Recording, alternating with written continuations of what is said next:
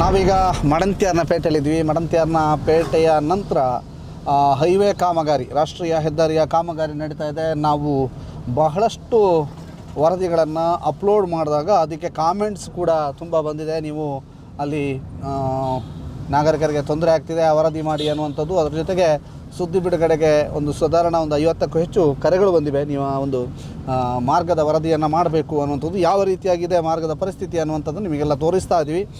ಇದು ನೋಡಿ, ಇಲ್ಲಿಂದ ಸಂಪೂರ್ಣವಾಗಿ ಕೆಸರುಮಯ, ಯಾಕೆಂತಂದರೆ ಕೆಸರಿನ ಮಜ್ಜನ ಅಂತ ಹೇಳ್ಬೋದು. ಅಷ್ಟರ ಮಟ್ಟಿಗೆ ಎಲ್ಲ ವೆಹಿಕಲ್ಸ್ ಕೂಡ ಕೆಸರುಮಯ ಆಗಿರುವಂಥದ್ದು ನೀವೀಗ ನೋಡ್ತಾ ಇದ್ದೀರಿ. ಯಾವ ರೀತಿಯಾಗಿ ಕೆಸರನ್ನ ತರ್ಪಣ ಆಗ್ತಾಯಿದೆ ಅಂತ, ಕೆಸರ ತರ್ಪಣ ಅಂತ ಇದನ್ನು ಕರಿಬೋದು. ಜೊತೆಗೆ ಕೆಸರಿನ ಮಜ್ಜನ ಈಗಾಗಲೇ ನಾವು ಇಲ್ಲಿ ಗಾಡಿಯಲ್ಲಿ ತೆರಳ್ತಾ ನಿಮಗೆ ಸಂಪೂರ್ಣವಾಗಿ ಮಾಲಾಡಿ ಮತ್ತು ಪಣಕಜೆ ಸಮೀಪದವರೆಗೂ ಕೂಡ ಈ ವರದಿಯನ್ನು ನಿಮಗೆ ತೋರಿಸ್ತಾ ಹೋಗ್ತೀವಿ. ಬಹಳ ವಿಶೇಷವಾಗಿ ಸಂಪೂರ್ಣವಾಗಿ ಕೆಸರಿನ ಮಯ ಆಗಿರುವಂತಹದ್ದು. ಆದರೆ ಹೈವೇ ಡಿಪಾರ್ಟ್ಮೆಂಟ್ ಅವರು ಕೂಡ ಏನು ಮಾಡಲಿಕ್ಕೆ ಆಗದಂಥ ಪರಿಸ್ಥಿತಿ, ಯಾಕೆಂದರೆ ಅಚಾನಕ್ಕಾಗಿ ಮಳೆ ಬಂದಿರೋದು. ಇತ್ತೀಚೆಗಿನ ತನಕ ಧೂಳು ಅನ್ನುವಂತಹದ್ದಿತ್ತು, ಇದೀಗ ಮಳೆಯಿಂದಾಗಿ ಕೆಸರುಮಯವಾಗಿದೆ. ಓಡಾಡಲಿಕ್ಕೂ ಕೂಡ ಕಷ್ಟಕರ ಆಗುವಂತಹ ಪರಿಸ್ಥಿತಿ ಎದುರಾಗಿದೆ. ಅಲ್ಲಲ್ಲಿ ಇಲ್ಲಿ ಬಂದಂತಹ ವೆಹಿಕಲ್ಸ್ ಯಾವ ನೆಕ್ಸ್ಟ್ ವಾಶಿಗೆ ಹೋಗಬೇಕು, ಆ ರೀತಿಯಾಗಿ ಇದೆ ಪರಿಸ್ಥಿತಿ. ನೋಡಿ, ಈಗ ನೀವು ನೋಡ್ತಾ ಇದ್ದೀರಿ ಎದುರು ಭಾಗದಲ್ಲಿಯೂ ಕೂಡ ಬಹಳ ಕೆಸರುಮಯವಾಗಿದೆ. ಕಂಬಳ ಅಂತ ಹೇಳ್ಬೋದು. ಒಂದು ಕಂಬಳದ ಗದ್ದೆಯ ರೀತಿಯಲ್ಲಿ ಈ ಒಂದು ರಸ್ತೆ ಆಗಿರುವಂಥದ್ದು. ಕೊಲ್ಪೆದ ಬೈಲ್ ಸುತ್ತಮುತ್ತಲಿನ ಪ್ರದೇಶವನ್ನು ತಾವೆಲ್ಲರೂ ಕೂಡ ನೋಡ್ತಾ ಇದ್ದೀರಿ ಯಾವ ರೀತಿಯಾಗಿ ಇದೆ ಅನ್ನುವಂಥದ್ದು. ಯಾಕೆಂತಂದರೆ ಭಾಳ ವಿಶೇಷವಾಗಿ ಈಗ ಕೊಂಚ ಮಳೆ ಬಿಟ್ಟಿದೆ. ಮಳೆ ಬಿಟ್ಟಿದ್ರೂ ಕೂಡ ಕೆಸರು ಹಾಗೇ ಇದೆ. ಕೆಸರಿನ ಒಂದು ರಸ್ತೆ ಸಂಪೂರ್ಣವಾಗಿ ಈ ರಸ್ತೆ ಓಡಾಡೋದಕ್ಕೆ ಕಷ್ಟ ಆಗುತ್ತೆ ಅನ್ನುವಂಥದ್ದನ್ನು ಸಾರ್ವಜನಿಕರು ನಮ್ಮ ಜೊತೆಗೆ ಕರೆ ಮಾಡಿ ನಮಗೆ ಮಾತನಾಡಿದರು. ಈ ಹಿನ್ನೆಲೆಯಲ್ಲಿ ಈ ಹಿಂದೆ ಹಲವಾರು ಹೈವೇ ಕೆಲಸ ಕಾರ್ಯದ ಬಗ್ಗೆ ಹಲವಾರು ನಾವು ವರದಿಗಳನ್ನು ಮಾಡಿದ್ವಿ.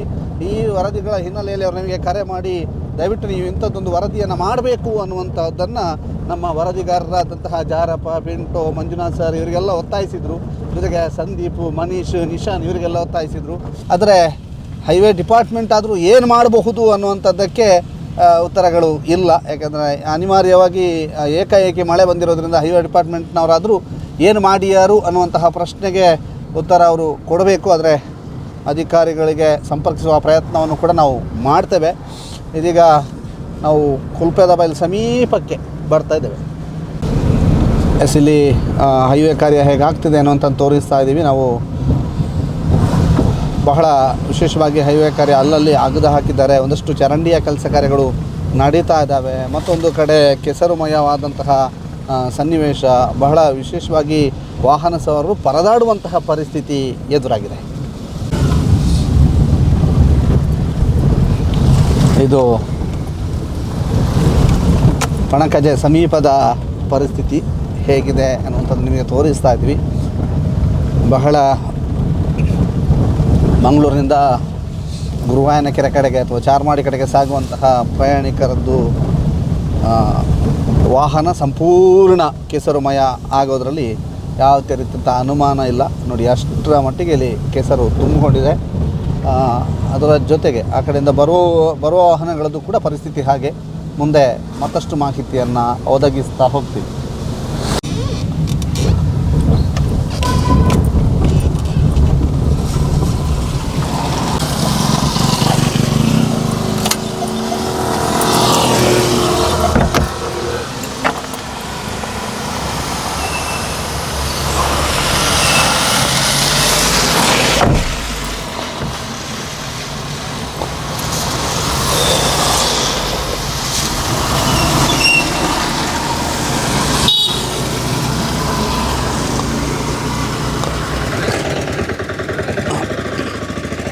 ನೋಡಿ, ಇದು ಸಬ್ರಬೈಲು ಕುವೆಟ್ಟು ಗ್ರಾಮ ಪಂಚಾಯತ್. ಸಬ್ರಬೈಲ್ನಲ್ಲಿ ಸಂಪೂರ್ಣವಾಗಿ ಕೆಸರುಮಯ ಆಗಿರುವಂಥದ್ದು. ಪ್ರಯಾಣಿಕರು ಬಹಳ ಹರಸಾಹಸವನ್ನು ಪಡ್ತಾ ಇರೋದು. ಹೀಗೆ ರಿಪೋರ್ಟ್ ಮಾಡ್ತಾ ಇರುವಂತಹ ಸಂದರ್ಭದಲ್ಲಿ ಒಂದು ತಂಡ ಆಗಮಿಸಿದೆ. ಬರಬೇಕಾ ಮಾತಾಡಲಿಕ್ಕೆ ಅಂತ ಕೇಳಿ ಬಂದಿದ್ದಾರೆ. ಯಾವುದು SGMC ಸಬ್ರಬೈಲ್ SGMC ಅಧ್ಯಕ್ಷರು, ಏನು ಹೇಳ್ತೀರಿ? ಸರ್, ನೋಡಿ, ರೋಡಿದ್ದು ಕೆಲಸ ಅಂತ ಹೇಳಿ ಇಲ್ಲಿ ಕಾಮಗಾರಿ ಎಲ್ಲ ಅರ್ಧಂಬರ್ಧ ಮಾಡಿ ಹೋಗಿದ್ದಾರೆ. ಎಲ್ಲ ಕಡೆ ಸಾಧಾರಣ ಪೂಂಜಲ್ ಕಟ್ಟೆಯಿಂದ ಚಾರ್ಮಾಡಿ ತನಕ ಅಲ್ಲಲ್ಲಿ ಅಗೀತಾ ಇದ್ದಾರೆ. ಆದರೆ ಇವತ್ತು ಏನಾಗಿದೆ ಅಂತ ಹೇಳಿದರೆ ಈ ಮಣ್ಣು ಹಾಕಿದ ಮಣ್ಣೆಲ್ಲ ಕಲಡಿ ಮಾರ್ಗಕ್ಕೆ ಬರ್ತಾ ಇದೆ, ಜನಸಾಮಾನ್ಯರಿಗೆ ನಡಿಲಿಕ್ಕೆ ಕಷ್ಟ ಆಗ್ತಾ ಇದೆ. ಅದರೊಟ್ಟಿಗೆ ವೆಹಿಕಲ್ ಕೂಡ ಹೋಗ್ತಾ ಉಂಟು, ನಡ್ಕೊಂಡು ಹೋಗಲಿಕ್ಕೆ ಆಗೋದಿಲ್ಲ. ನಮ್ಮ ಶಾಲೆ ಮುಂಭಾಗದಲ್ಲಿ ಸಿಕ್ಕಾಪಟ್ಟೆ ಕೆಸರಾಗಿ ಮಕ್ಕಳಿಗೆ ಕೂಡ ನಡೆಯದಂತಹ ಪರಿಸ್ಥಿತಿ ನಿರ್ಮಾಣ ಆಗಿದೆ. ಈಗ ಇನ್ನೊಂದು ಭಾರಿ ದೊಡ್ಡ ಪ್ರಶ್ನೆ, ಈಗ ಏಕಾಏಕಿ ಹೈವೇ ಅವರಿಗೆ ಮಳೆ ಬಂತು, ಈಗ ಮಳೆ ಅವರಿಗೆ ಪಾಪ ಅವ್ರದ್ದು ನಿರೀಕ್ಷೆ ಇಲ್ಲದೆ ಮಳೆ ಬಂತು, ಏನು ಮಾಡೋದು ಈಗ ಅದಕ್ಕೆ? ನಿರೀಕ್ಷೆ ಇಲ್ಲ ಅಂತೇಳಿ ಮಳೆ ಬಂದರೂ ಏನು ಮಾಡಲಿಕ್ಕೆ ಆಗೋದಿಲ್ಲ. ಸಡನ್ನಾಗಿ ಮಳೆ ಸುರಿದ್ರೆ ಯಾರಿಗೂ ಏನು ಮಾಡಲಿಕ್ಕೆ ಆಗೋದಿಲ್ಲ. ಕೆಲವೊಂದು ಕಾರ್ಯಕ್ರಮಗಳೆಲ್ಲ ಇಟ್ಟುಕೊಂಡ ಜನರೆಲ್ಲ ಈಗ ಅಸ್ತವ್ಯಸ್ತದಲ್ಲಿದ್ದಾರೆ. ಏನು ಇದು ದಿಢೀರಾಗಿ ಮಳೆ ಬಂತು ಅಂತ ಹೇಳುವಾಗ ಏನಾದರೂ ಅದಕ್ಕೆ ಪರ್ಯಾಯ ವ್ಯವಸ್ಥೆಗಳನ್ನು ಏನಾದರೂ ವ್ಯವಸ್ಥೆ ಮಾಡಿದರೆ ಇಂಥ ಸಮಸ್ಯೆಗಳು ಬರ್ತಿರಲಿಲ್ಲ ಮಳೆ ಬಂದರೂ. ಓಕೆ, ಇದು ಇಲ್ಲಿಯ ಸ್ಥಳೀಯರ ಮಾತು. ನೋಡಿ, ಅಲ್ಲಿ ಕಾರ್ ಬರ್ತಾ ಇದೆ, ಅವ್ರ ಹತ್ರ ಮಾತಾಡಿಸುವಂಥ ಪ್ರಯತ್ನವನ್ನು ಮಾಡ್ತೀವಿ. ಮತ್ತು ಅಕಾಲಿಕ ಮಳೆ, ಬಹಳ ವಿಶೇಷವಾಗಿ ಮಳೆಯೂ ಕೂಡ ನಿರೀಕ್ಷೆಯಂತೆ ಬಂದದ್ದಲ್ಲ, ಅಕಾಲಿಕವಾಗಿ ಬಂದ ಮಳೆ ಆಗಿರೋದ್ರಿಂದ ಏನು ಮಾಡಬಹುದು ಅಧಿಕಾರಿ ವರ್ಗ ಅನ್ನುವಂಥದ್ದನ್ನು ಕೂಡ ನಾವು ನೋಡ್ಕೋಬೇಕು. ಬಹಳ ವಿಶೇಷವಾಗಿ ಎಲ್ಲರೂ ಕೂಡ ಪರದಾಡುವಂತಹ ಪರಿಸ್ಥಿತಿ ನಿರ್ಮಾಣ ಆಗಿದೆ. ನೋಡಿ, ವಾಹನಗಳು ಹೋಗ್ತಾ ಇರುವಂಥದ್ದು, ಜೊತೆಗೆ ಸಂಪೂರ್ಣವಾಗಿ ವಾಹನಗಳು ಕೆಸರುಮಯ ಆಗ್ತಾ ಇರುವಂಥದ್ದನ್ನು ಕೂಡ ನಾವು ನಿಮಗೆ ತೋರಿಸ್ತಾ ಇದ್ದೀವಿ. ನೋಡಿ, ಸಂಪೂರ್ಣವಾಗಿ ವಾಹನಗಳು ಕೆಸರುಮಯ ಆಗ್ತಾ ಇದೆ. ಬಹಳ ಆಕ್ರೋಶ, ಅದರ ಜೊತೆಗೆ ಏನು ಮಾಡೋದು ಅನ್ನುವಂಥ ಪ್ರಶ್ನೆ ಎಲ್ಲರಲ್ಲೂ ಕೂಡ ಇದೆ. ಮುಂದೆ ಮತ್ತಷ್ಟು ಪರಿಸ್ಥಿತಿ ಬಿಗಡಾಯಿಸಿದೆ. ಇದೀಗ ನೀವು ಇರುವಂತಹದ್ದು ಸಬರಬೈಲು ಶಾಲೆಯ ಮುಂಭಾಗದಲ್ಲಿ. ರೋಡಲ್ಲಿ ಹೋಗ್ಲಿಕ್ಕೆ ಆಗೋದಿಲ್ಲ. ಹೌದು, ಮಳೆಯೂ ಕೂಡ ನಿರೀಕ್ಷೆಯಲ್ಲಿ ಅಲ್ಲ ಇರಲಿಲ್ಲ, ಬಂದಿದೆ. ರೋಡೆಲ್ಲ ಹಾಳಾಗಿದೆ. ಏನು ಮಾಡ್ಬೋದು? ಏನಾದರೂ ವ್ಯವಸ್ಥೆ ಮಾಡಬೇಕಷ್ಟೇ ಹೋಗ್ಬೇಕಾದ್ರೆ. ನಿನ್ನೆ ಗಾಡಿ ಓಡಿಸ್ತಿದ್ನ ಸರ್, ಸ್ಕಿಡ್ ಆಗಿದೆ ಕೆಸರಿಗೆಲ್ಲ. ಮತ್ತು ಏನಾದರೂ ನೋಡ್ತೀರಲ್ಲ, ಅದು ಇಷ್ಟು ಕೆಸರಾಗಿದೆ. ಗಾಡಿ ವಾಶಿಗೆ ಹಾಕಿದ್ದೇನೆ ಸರ್. ವಾಶ್ ಮಾಡಿ ಈ ಕಡೆಯಿಂದನೇ ಬರುವಾಗ ಮತ್ತೆ ಹಾಗೆ ಆಗಿದೆ? ಹೌದು, ಹಾಗೆ ಆಗ್ತದೆ. ಮತ್ತೆ ವಾಶಿಗೆ ಹಾಕಿತ್ತು? ಅದು ಫುಲ್ ಕೆಸರಾಗಿತ್ತು. ಫುಲ್ ಕೆಸರು. ಈಗ ವಾಶಿಂದ ಬಂದಾಗ ಮತ್ತೆ ಮನೆಗೆ ಹೋಗಿ ರಿಟರ್ನ್ ವಾಶ್ ಮಾಡಬೇಕಷ್ಟು. ಆಯ್ತಾಯ್ತು. ನೋಡ, ಮತ್ತಷ್ಟು ಮುಂಭಾಗ ಕೇಸರಮಯವಾಗಿದೆ. ನೋಡ್ತಾ ಬರುವ ಏನೆಲ್ಲ ಇದೆ ಪರಿಸ್ಥಿತಿ.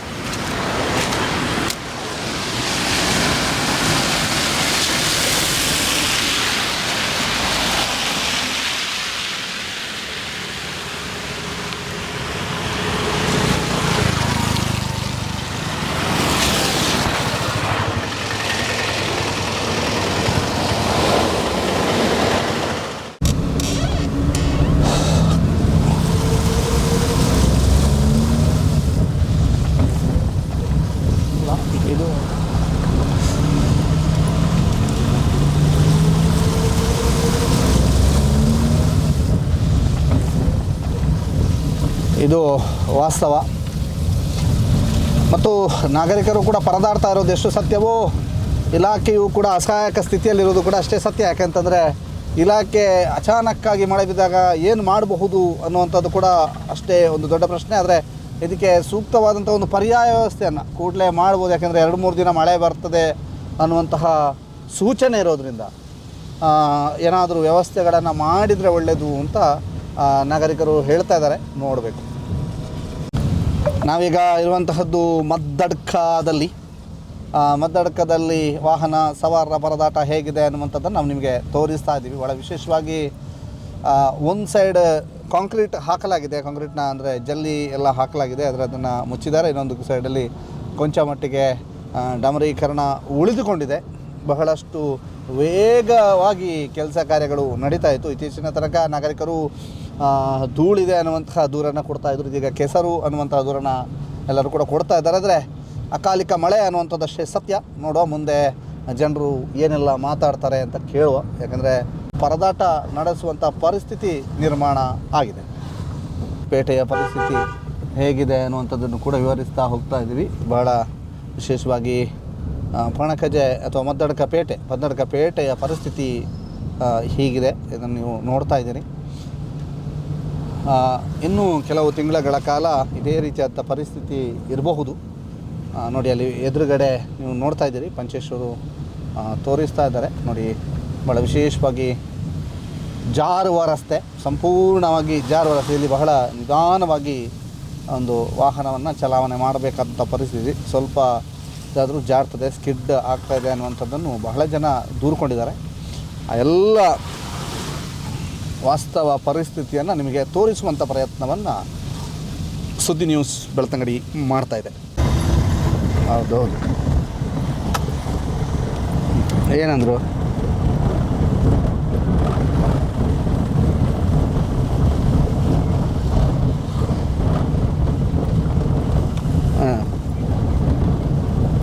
ಸಂಪೂರ್ಣವಾಗಿ ಜಾರು ರಸ್ತೆ ಆಗಿದೆ.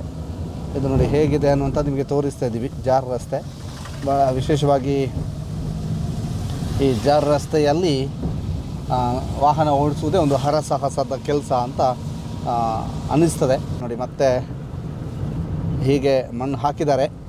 ಇದು ಕೂಡ ಇನ್ನೂ ಜೋರು ಮಳೆ ಬಂದರೆ ರಸ್ತೆಗೆ ಬರುವಂತಹ ಸಾಧ್ಯತೆಗಳು ಇದ್ದಾವೆ.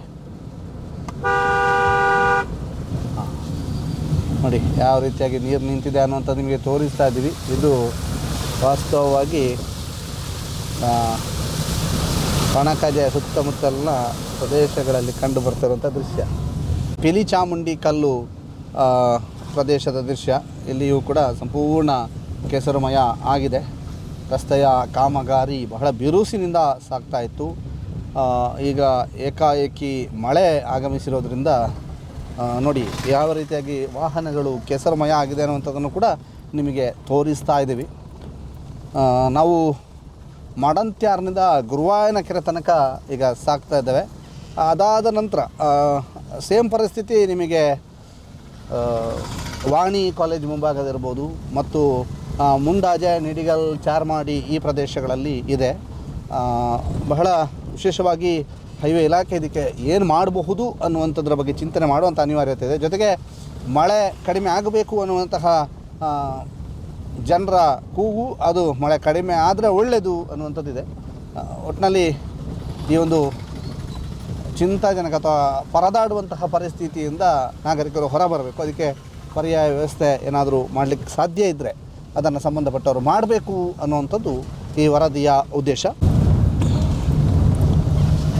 ಉದಾಹರಣೆಯಂತೆ ಇದೀಗ ಮಡಂತ್ಯಾರ್ನಿಂದ ಗುರುವಾಯನ ಕೆರೆ ತನಕದ ವಾಸ್ತವ ಪರಿಸ್ಥಿತಿಯನ್ನು ತೋರಿಸುವಂಥ ಪ್ರಯತ್ನವನ್ನು ಸುದ್ದಿ ನ್ಯೂಸ್ ಮಾಡಿದೆ. ಇದಕ್ಕೆ ಏನಾದರೂ ವ್ಯವಸ್ಥೆಗಳನ್ನು ಕಲ್ಪಿಸ್ಬೋದಾದರೆ ಸಂಬಂಧಪಟ್ಟವರು ಮುಂದಾದರೆ ಉತ್ತಮ ಅನ್ನುವಂತಹ ಮಾತಿನೊಂದಿಗೆ ಈ ವರದಿಯನ್ನು ಕೊನೆಗೊಳಿಸ್ತಾ ಇದ್ದೀವಿ. ಪಂಚೇಶ್ ಚಾರ್ಮಾಡಿ ಜೊತೆಗೆ ದಾಮೋದರ್ ದೊಂಡೋಲೆ, ಸುದ್ದಿ ನ್ಯೂಸ್, ಮದ್ದಡ್ಕಟ್ಟು, ಗುರುವಾಯನ ಕೆರೆ.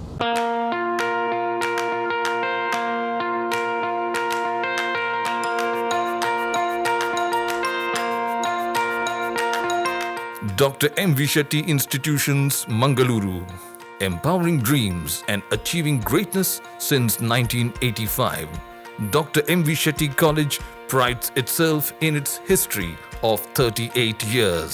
It undertook path-breaking initiatives in Indian higher education with the introduction of innovative and modern curricula, insistence on academic discipline, imparting of holistic education, and adoption of global higher education practices with the support of creative and dedicated staff. First private college in Karnataka offering diverse healthcare programs, offers you multiple of courses.